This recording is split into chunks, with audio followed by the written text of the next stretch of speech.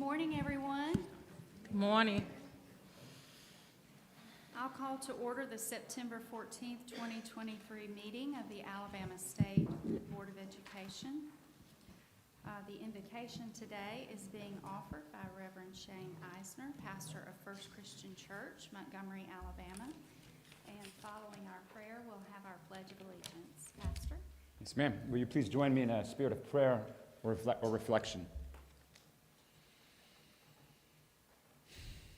Gracious Spirit, today, as many days, we organize, we plan, we strategize, we teach. These pursuits fulfill your creation's intention, us creatures with capacity and talent, industry and energy. This very board uses such copious gifts to craft budgets, design policies, blend diverse communities into a hopeful whole. Thank you. Guide that work with intelligence and peace. Even still, our plans don't always work. Organizing efforts falter, strategies go awry, instructions fall on disinterested ears. Give this board, therefore, not just wisdom, but patience. Fill them with more than confidence, but also flexibility to change as needed. Inspire here people who both speak their minds bravely and listen humbly, and let that action set an example for all of Alabama's school children and citizens. In so doing, we will be well educated. We will fulfill your creation's promise. Thank you. This we pray in whatever name we know you best, confident that all prayers offered in love find their way home. Amen. Amen. Thank you. Thank you. Please rise for the pledge.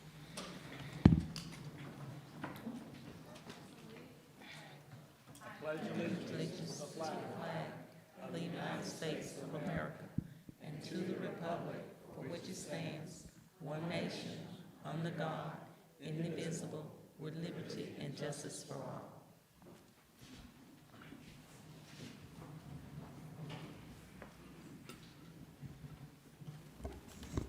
Mrs. Thornton, please call the roll. Yes, ma'am. Mrs. Bell, Present. Dr. Chestnut, Present. Governor Ivy, Mrs. Manning, Present. Mrs. McRae, Dr. Reynolds, Here. Dr. Richardson, Present. Mrs. West, Here. Mrs. Ziegler. Here. We have a quorum. Thank you, Mrs. Thornton. We'll now consider a motion to approve the agenda for the September 14th, 2023 meeting of the Alabama State Board of Education. Is there a motion to approve the agenda? So second. We have a motion and a second. All in favor, please raise your hand. Any opposed? Unanimous vote. Thank you, ma'am. We'll now consider a motion to approve the minutes from the August 10th, 2023 meeting of the Alabama State Board of Education. Is there a motion to approve the minutes? Second. I have a motion and a second. All in favor, please raise your hand. Unanimous vote. Thank you, ma'am. Mrs. Thornton, has anyone signed up to speak today? No, ma'am, there are no public speakers. Okay. Is there any unfinished business? There's no unfinished business. Under new business, we have a resolution commending Serena Owsley, Athens City School System, the recipient of the 2023 Robert L. Morton Award, State School Board District 8. I move adoption. It's my home school system, and the superintendent and Ms. Owsley and family are here. Thank you very much. We have a motion and a second. All in favor, please raise your hand. Unanimous vote. Thank you so much, and congratulations.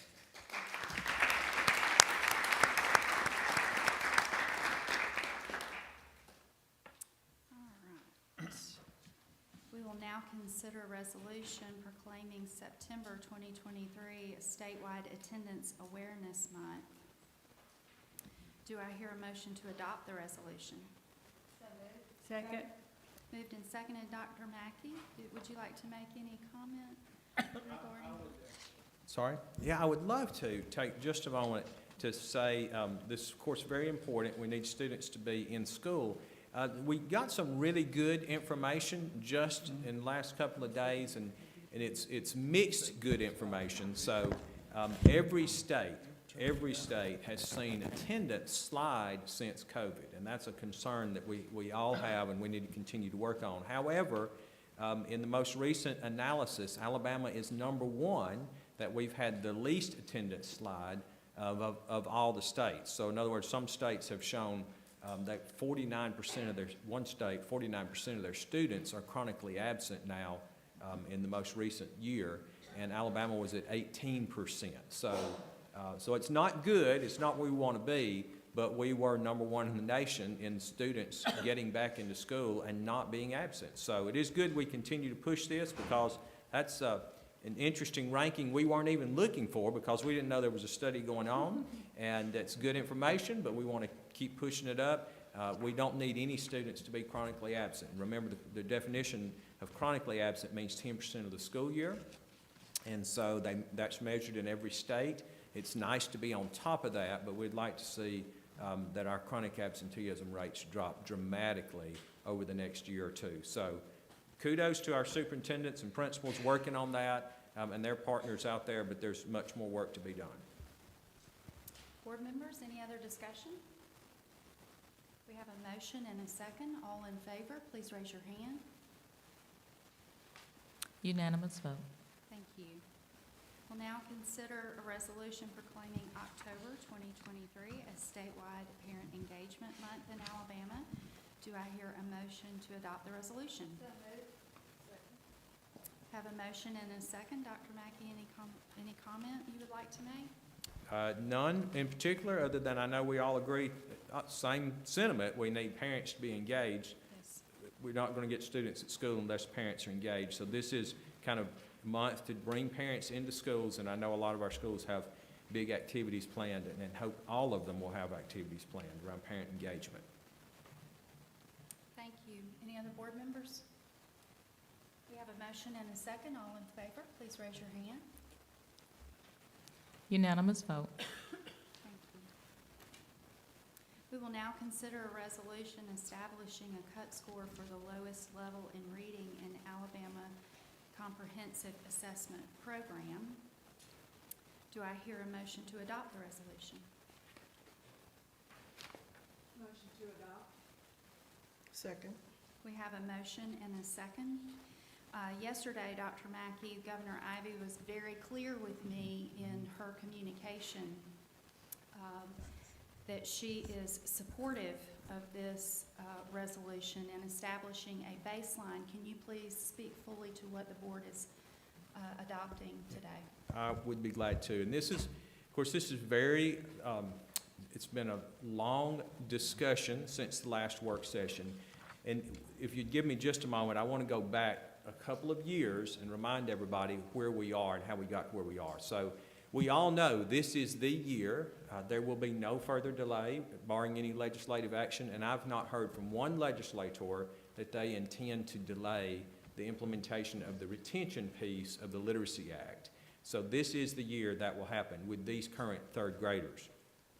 To clear something up, because it's been said many times that the Literacy Act has been delayed. No, the Literacy Act is being implemented, every single provision. It's just that the legislature chose to delay the retention piece and when they amended the law a couple of years ago. So we're waiting on that, but this is the year, and I don't see that being changed again. In 2021, the board set an initial cut score based on our last test. And we're all in a very difficult position because we're doing retention in the same year that we're doing a new test, in the same year that we are testing new standards. So remember that we had standards that were about a decade old. When I came in, one of the challenges before me was we had to update our math standards and our English language arts standards. In particular, the English language arts standards, which you did in 2021.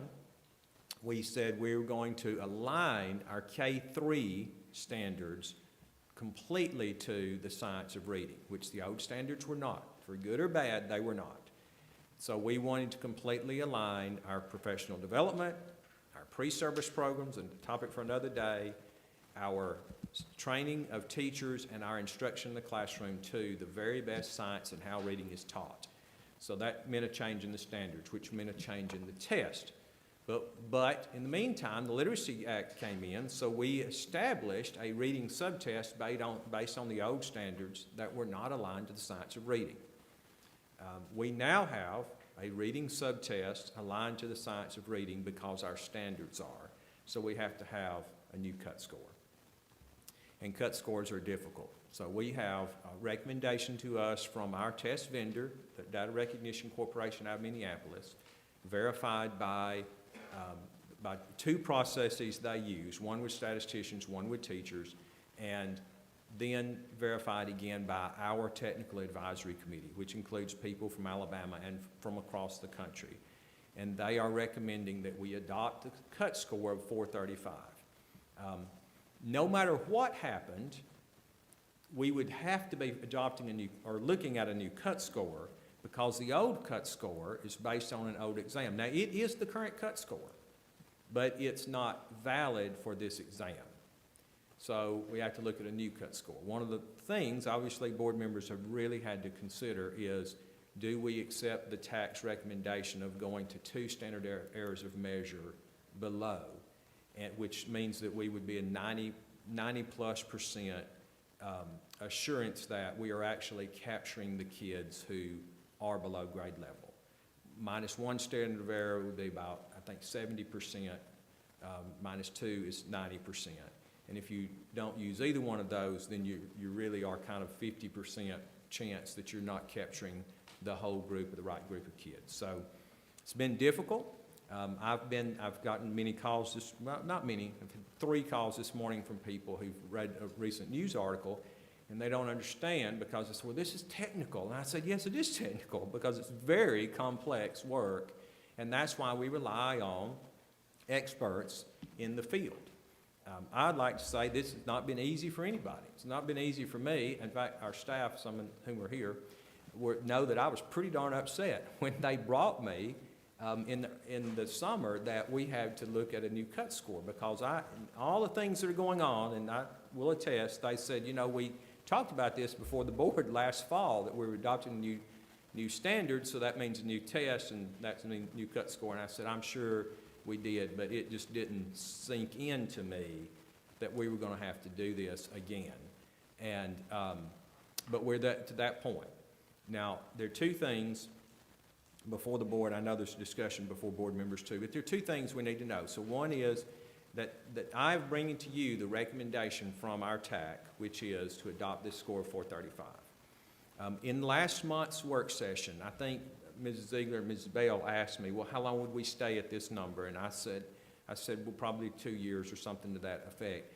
But I have communicated to the board, after talking to all of them, that I think we should revisit after 1 year. So next year we will have full summer impact data from this summer, we're collecting now, and we plan to present to you at the October work session. We will know the impact of actually retaining students. We all think that when parents see that, this is not, this is serious. We are going to retain thousands of students based on the test score, that maybe it makes a difference in how many students attend next summer. And so we'll have next summer's data, the attendance data and the pass rate, and we'll have another piece, and that's the portfolio, which we don't have now because the portfolio is not in place. So we'll have impact data for next year, and we'll have a year's worth of the new tests, the new standards, the new cut score. So we'll have data points next summer to look at that we just don't have now, and we'll take those back to our TAC, we'll reconsider, we'll get with lots of partners in state and out of state and try to bring you another recommendation next summer and a discussion piece. Probably about this time next summer. I don't think, that won't be ready in July. When I say summer, remember that we got to get through summer programs before we could get there. So we'd probably be looking at next year's September work session, and maybe August, but not necessarily in August, because that's a lot of data that has to be collected in a short number of days. if people are, depending on when they finish their summer programs. And then we'll, you know, I would ask you next summer then to reconsider. What we'll be reconsidering is the -2, -1, the cut score, but not necessarily moving the cut score. Now, that being said, remember every year, our TAC reconvenes after the test is given. This is not a once in a while thing. And they look at the data and they look and see if the trends make sense and if the numbers make sense. And if they see things that look way off, then they call an emergency, call me in, and they say, look, something's not right with your numbers. We need to look at whether we've got the right set of standards, whether we're testing the right standards, whether teachers are teaching the standards. Something doesn't look right. So every year they convene and look at this. So we'll have a report from them anyway, but asking them next year to help us reconsider where we are. But the recommendation today from the TAC is to adopt the 435 to be used in the spring of 2024. Now, I've also been asked to say, well, how many students do we think that would be retained? Well, that's not an easily, I'm not trying to defray, but it's not an easily answerable question. Probably around 10 to 12,000 students in the first round. But then remember, that does not mean they would all be retained, because some of them would go to summer school and take the test again. Some of them would be promoted for good cause exemption through their individualized education program. Some of them might be promoted through a portfolio assessment. So that does not mean, you know, everybody ring the panic button. Dr. Mackey says we're going to go from about 1,500 third graders being held back to 11 or 12,000. No, I'm saying that would be the predicted baseline where we think it would land, but then those students would have other opportunities too. I do think we'll see our retention rate in third grade go up significantly, probably 500 or 600%. So it's a significant change, but that's the whole purpose, is to make sure that students are ready to move on to fourth grade. And then two other points, Mrs. Weston, I promise I'll be quiet, but the two things we have to remember too, we do have lots of schools, for some reason, I think Mrs. Manning was quoted in the media on this, but retaining first graders. Our first grade retentions have gone up dramatically since 2021, and we think that is partially due to the fact that principals who are more informed now in the science of reading are maybe doing a better job of working with teachers and parents to identify students younger, not waiting to see if they catch up by third grade, but retaining them younger, which is something that we encourage. You know, the younger the better on retention. So our retention rates are much higher in the lower grades, and they're also much higher in third grade than they were in 2021, but they're not as high as they probably will be next year. And then the other thing is that no matter what score we set, what score you set, I should say, there will always be students who are, quote, on the bubble. I've talked about this publicly many times. The students that I think we are all very concerned about are those who are going to move on. Whatever the score is, there's statistically no difference in being 1 point below and 1 point above. But one of those students moves on. And so we do have to make sure that we work with our legislature. One of the things I would ask the board next year is that we ask the legislature to remove the provision that says ARI cannot work with students above third grade, and at least say that those students who are in the lowest band in fourth grade but promote on, that ARI reading coaches could work with them, that the ARI staff could work with them, they could benefit from ARI funding. And we, as you know from our discussion at the retreat, we're asking for a couple $2 million for a specialized middle school program to really focus on that band of students who will move on, but is also on the bubble. They're really close, because that means they're there, but they're not there. And we all know that there's a difference in being in the top, the top of your class and being a struggling reader. And those struggling readers, we can't just wipe our brow and say, well, we've made it, we got them out of third grade and that was our job, and then they're on their own. That of all things, we can't do that. We have to make sure we support those struggling readers throughout intermediate and middle school. And I do hope that we'll get some, I think that's one of the things where we can work together collectively with the legislature to get that language changed and get some funding for those students. So I thank you all for your patience. I thank everybody on this board and certainly the governor for her conversations over the last month, because it is complex. It is not easy to understand. It is not easy to communicate. And it's not easy to deal with because we're all concerned about the lives of children. That's what we're trying to figure out, is how do we best serve children.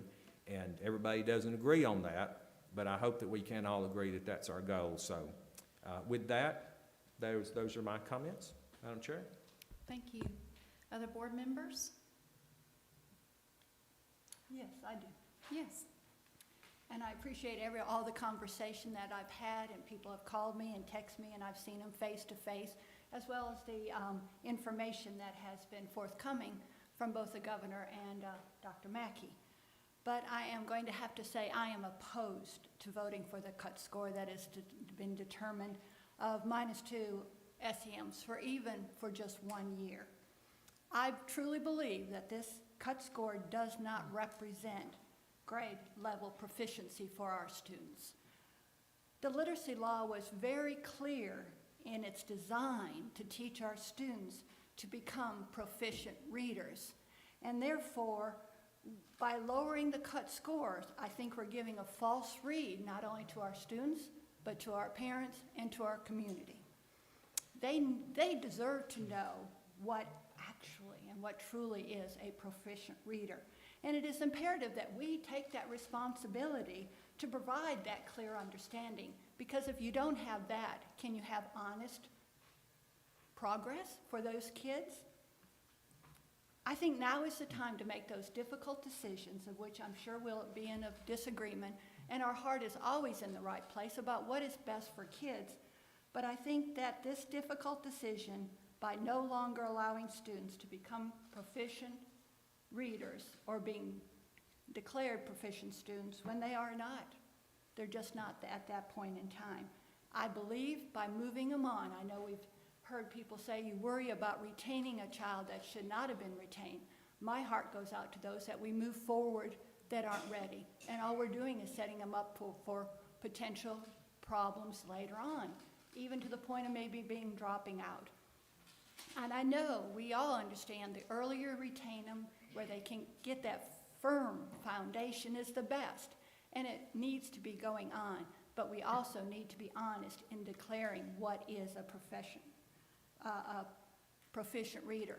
They deserve better from us. Our students deserve better. So I cannot vote for the practice of promoting non-proficient readers. And we've done so in the past. And it has not worked for us.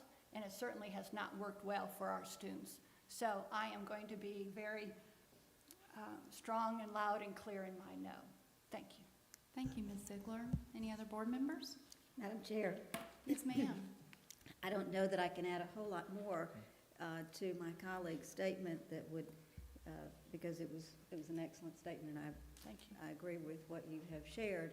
And of course, I've shared that as well, and we both did in the work session.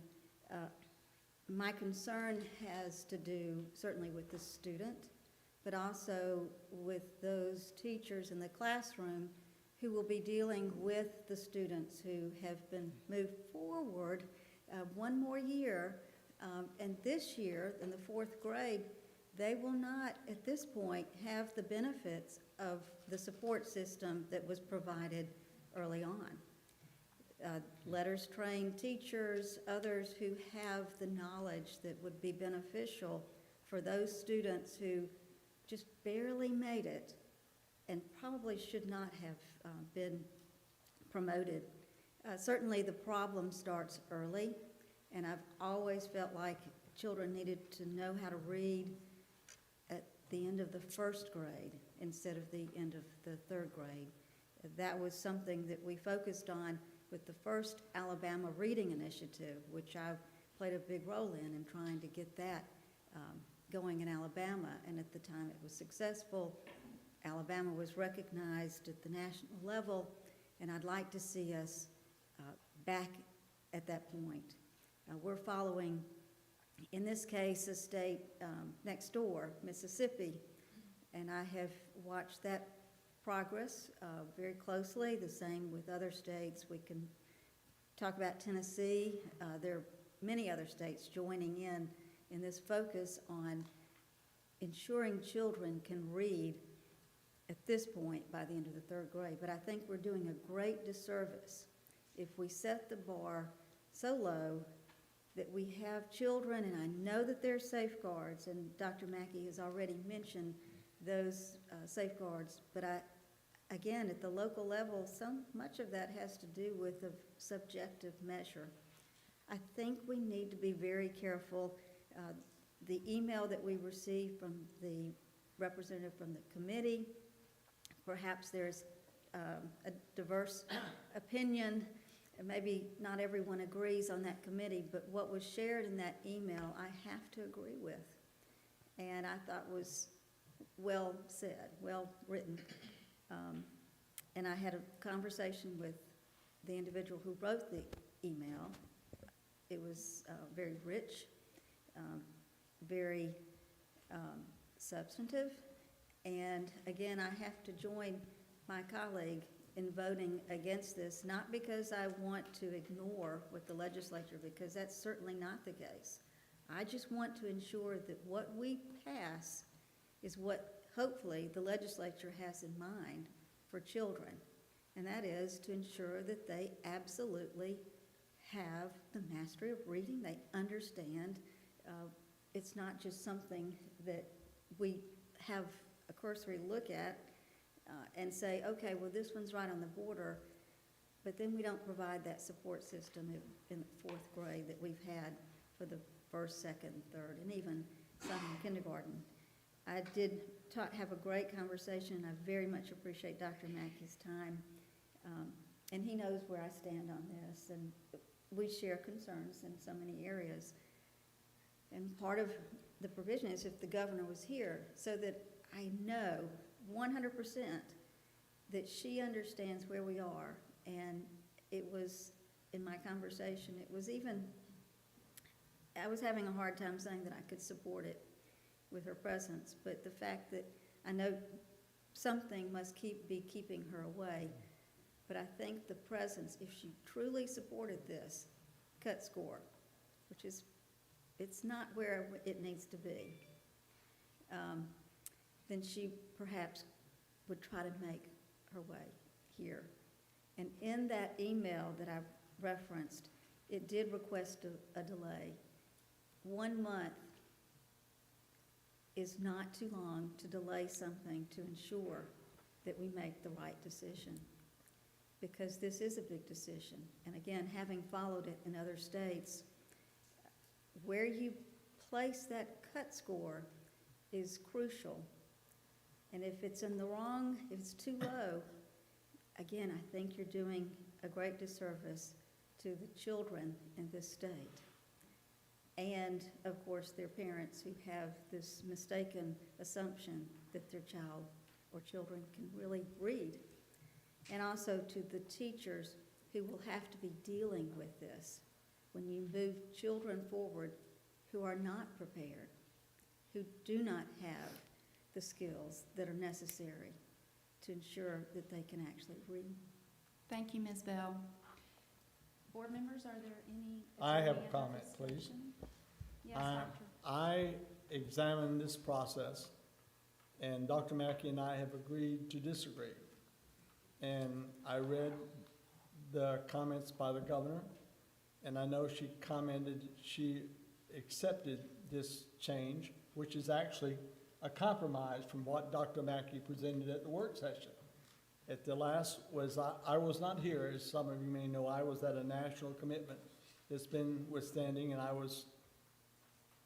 watched everything that happened on the screen. But I'm not not in accord with two standard error measurements.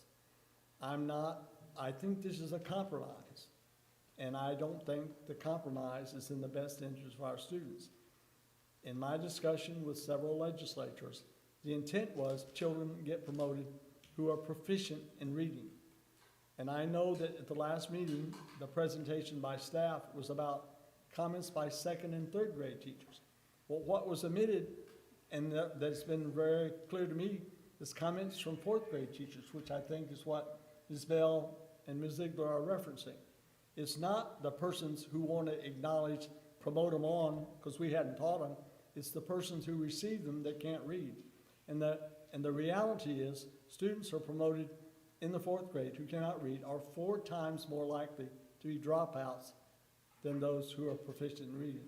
And we're throwing around jargons like sufficiency and proficiency. And in reality, there are 3 methods provided in the legislation for assuring students to be promoted. One is this objective measure called the test score. The other is retaking the test for those in that gray area of proficiency and sufficiency. And the third is a portfolio. So if you don't meet the test score, that doesn't mean you're retained. But if you put them in this gray area who can't read, those children are very unlikely to go to this remedial program that's been well funded. That's where I find the greatest fault in this compromise, in that you're not getting those students in this gray area. And I'm not sure about the 70 and 90% rate of confidence in statistical analysis, Dr. Mackey, but I thought it was much higher than that. And that, for those reasons, obvious reasons, we agreed to disagree. Thank you, Dr. Reynolds. Any other board members wish to speak? I just have just a general comment. I agree with everything that my colleagues are saying. However, in the past, when we have gotten a recommendation from the TAC committee, whom we depend upon to look at the assessment as far as it being reliable and as far as it having validity, and we have accepted in the past their recommendations. Those people on those committees, from my understanding, the last couple of years that I've been on the board, now going on 12 years, are supposed to be experts in the field. And if indeed we bring people in who are to be experts in an effort to advise us, to me, I feel it's almost a slap in their face if they're asking us to consider the -2 SEM as experts based upon the assessment for us not to consider their recommendation. I hear everything you all are saying, the letters that we've gotten from people who are on the committee and who disagree, and I respect that. However, I am going to vote yes based upon the TAC committee, people that we depend upon to give us recommendations based upon their expertise. And that's my comment. Thank you. Thank you, Dr. Richardson. Any other board members? I have just one, and that is that I want to make sure that our people know that we are not lowering the expectations. As Dr. Mackey said, this is a brand new test. It is a much harder test than was given 2-3 years ago. And it is a test that we must set a cut score for. So if we're saying the cut score is, I think it's 435, then that has no comparison to the previous cut scores that we have had. What that says is, this is a brand new test. These are what the statisticians have said we should accept this year. It also will get us through 1 year that's remaining of the COVID babies that did not have the basic full year. So for those reasons, I will be voting in favor. Thank you. Thank you, Ms. Manning. Any other board members wish to speak? Yes. I just want to reiterate what's already been said. We cannot forget that these are the same children that did not get the appropriate instruction in their formative years especially in regards to learning to read. I agree that we are not lowering the score, and I really wrestled with this, so much so that I requested to talk to the people that actually made the recommendation of the score. And I spent yesterday morning on Zoom with them because I wanted to have peace of mind in knowing that the decision was made in a manner that would be fair, that would be to the benefit of all children. When I listened to them clearly on yesterday, I understand that the processes that they use for Alabama are very much the norm that are used in many, many states. And so as a result of that conversation, I was totally at peace that we are making the right decision and that we will be very diligent and intentional in making sure that we provide those students with the necessary support that they will need beyond third grade. Not just fourth graders, we have fifth, sixth, seventh, eighth grade. Any child that needs support, we need to put forth that effort to make sure that all children leave Alabama schools reading at or above grade level. So I will support the score. Thank you, Dr. Chestnut. Are there any other comments? Yes, Yes, ma'am. yes, excuse me. I met recently with a group of parents and grandparents who were concerned about this matter, and I was asked a question that made me really think from someone in the audience who said, I have a grandchild who has dyslexia. The grandchild does not have an IEP. I want to know how you would feel if your grandchild got held back a grade because of one test. And that's more than likely what's going to happen to my grandchild. So I try to look at things like, what if those were my children and my grandchildren? I agree with everything my colleagues have said, but I think that the parents and grandparents of Alabama are not understanding these alternative ways, and they think that we are judging their children by one score on one test. And their children may be performing well in other subjects, but yet those children will be held back. That gave me something to think about. You've all given great information, and I don't disagree with any of it, but I have to, as a retired teacher, I have to look at it. What's best for the students? And I know that retaining students is sometimes necessary, but I also know that it will be devastating for some families, and many children. Thank you, Ms. McCray. I believe we have a motion and a second. All in favor, please raise your hand. All those opposed, like sign. Vote carries. Thank you, Ms. Thorrington. Thank you, board members, for your discussion. We'll now move on to announce the intent to repeal the Alabama Administrative Code Rule 290-3-3.60 pertaining to alternative teacher preparation organizations and adopt a new Alabama Administrative, Skipped an item. Echo. I apologize. Thank you for the correction. E. Oh, sorry. Yes, very important. I apologize. Goodness gracious. We will now consider item E, Alabama State Department of Education Fiscal Year 2024 Operating Budget.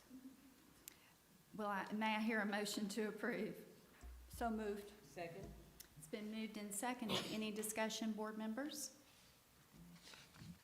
I'd like to thank Dr. Payne, and please forgive me for skipping that, Dr. Payne. I just moved ahead. All those in favor of adopting the 2024 operating budget, please raise your hand. Unanimous vote. Thank you. Item F, announce the intent to repeal the Alabama Administrative Code Rule 290-3-3.60 pertaining to alternative teacher preparation organizations, and adopt new Alabama Administrative Code Rule 290-3-3-.60 pertaining to alternative teacher preparation organizations. Do I hear a motion to adopt? Second. It's been moved and seconded. Any discussion or questions? All in favor, please raise your hand.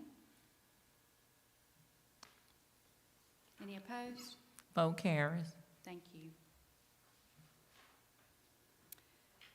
We'll now announce the intent to adopt the amended Alabama Administrative Code, Chapter 290-3-6 pertaining to charter schools. Do I hear a motion to adopt?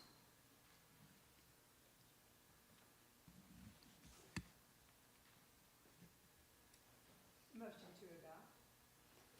Second. It's a motion and a second. Any discussion? Yes. If I may speak to this, I know there was some hesitancy there because there's a lot's going on with charter schools now. So what this administrative rule does, essentially, all we are doing is adding a provision that was left out of the previous code and the legislative act as to what a charter operator is. So your charter operator, the person who operates it, or the entity that operates it, and what this new language would say is an entity. A charter operator is an entity with which a local school board authorizer has awarded a contract to oversee the implementation of conversion charter schools. So that was actually left out of the act, and it leaves a gap, and we've been having to fill that gap, just trying to advise people it makes sense to put it in the code and update that. But if a local board, we're dealing with not the standalone charter schools that are set up by the commission, but conversion charter schools, which can only be converted by a local school board. Remember, the commission has no oversight or authority over the conversions. The conversion schools can be converted, so that's like here in Montgomery, we have 3 of them. Davis Elementary School was the first in the state, and the Montgomery County School Board converted it to a charter school. So it's not clear who, when they do that, they make a contract with somebody to run that school. Well, that's the charter operator, but that part was missing from the code.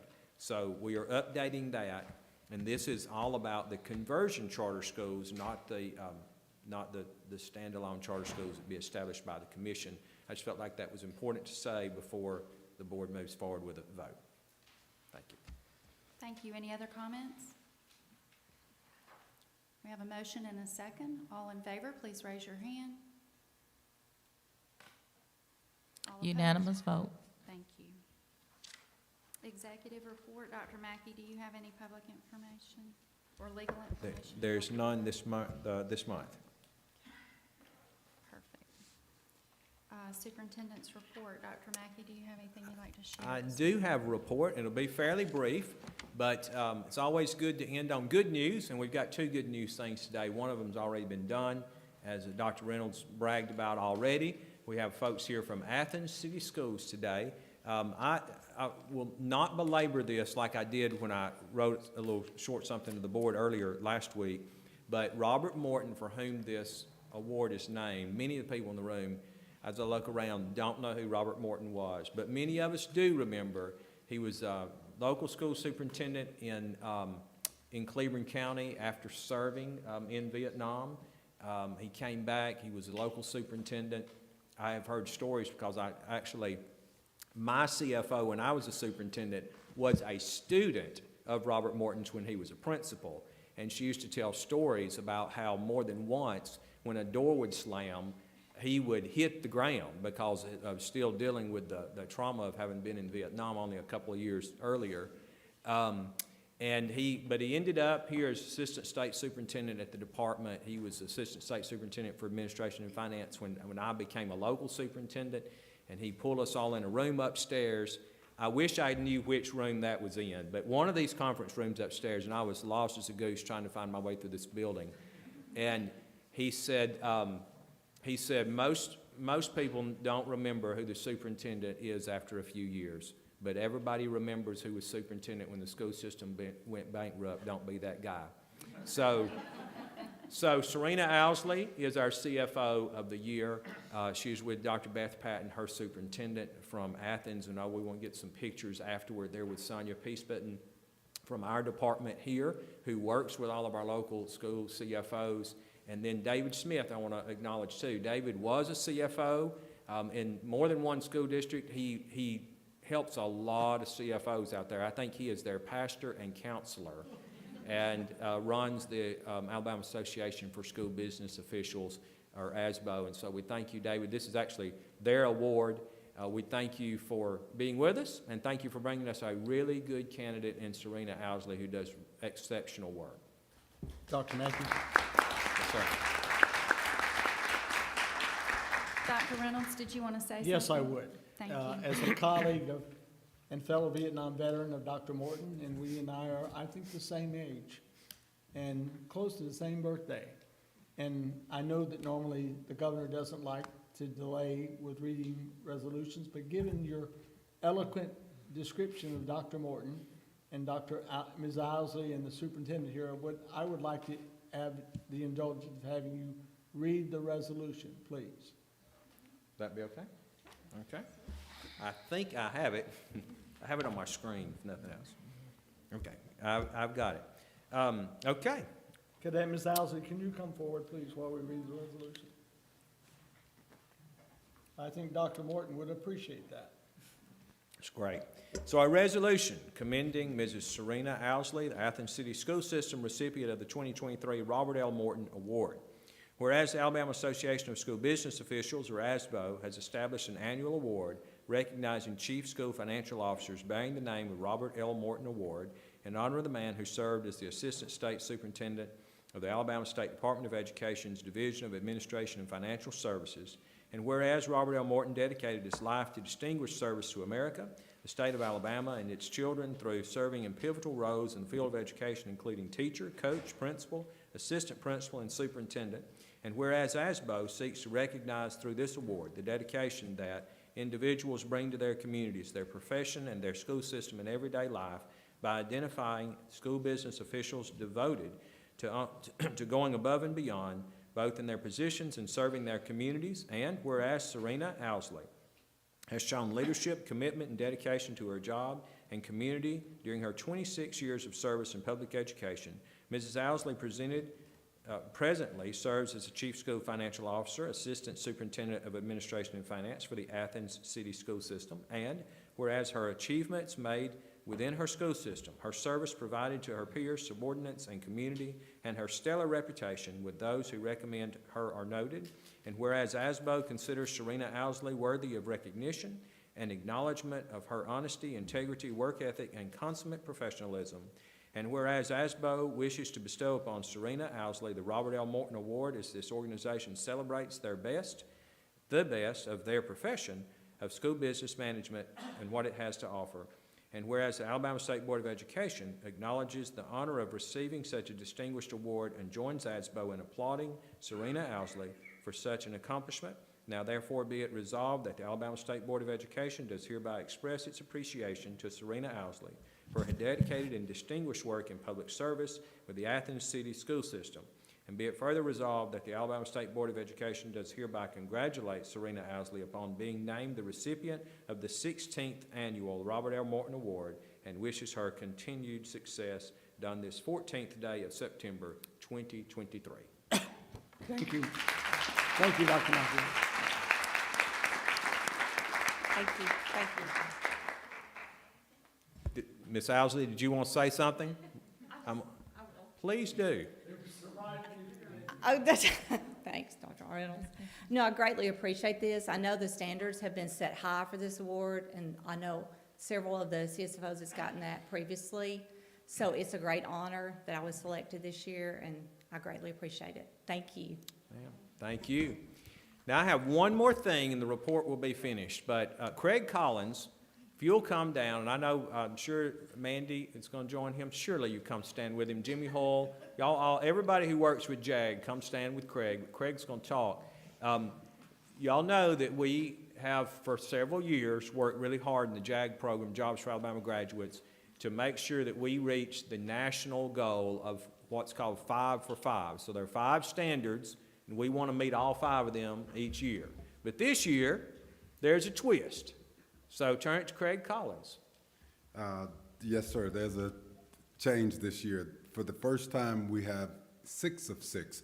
The Jobs for America's graduates has changed the metrics to add one more metric to the performance goals nationally, and that added goal is connectivity rate, which is how much the JAG specialist, the teacher, contacts students the year after they graduate. That's the one difference in Jobs for America's graduates being a dropout program than other programs. This is one of the only dropout prevention programs that actually follow students after they graduate.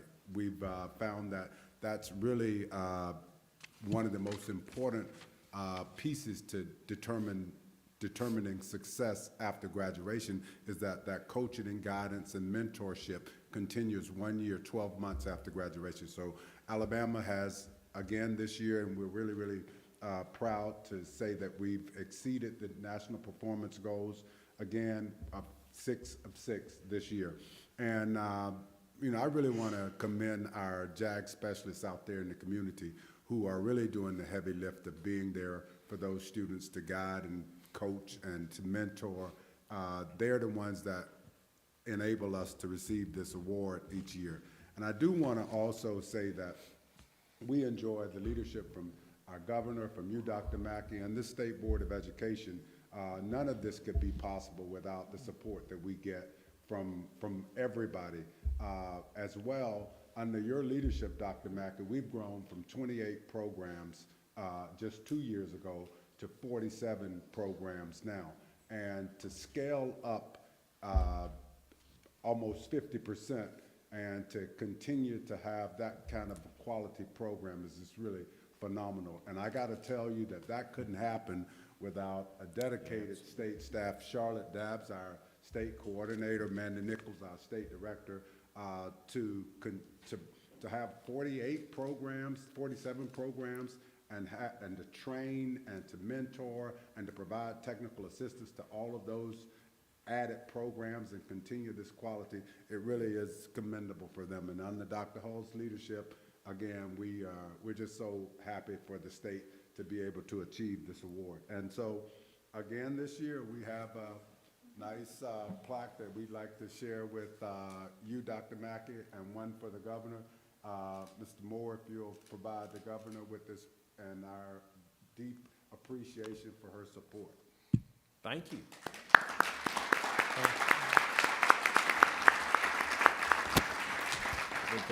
As Mr. Collins said, it doesn't happen without a team. Charlotte and Mandy, Dr. Hall, Mr. Collins, thank you all for your work, but certainly thank you, board, because we would not have grown by 50% if you had not asked for the money. And so we've, again, in our budget for next year, we're asking for more money to continue to grow this program out and to make sure we have a high-quality program in every county. So, yes, please, don't leave. We want a picture with that plaque and all the board.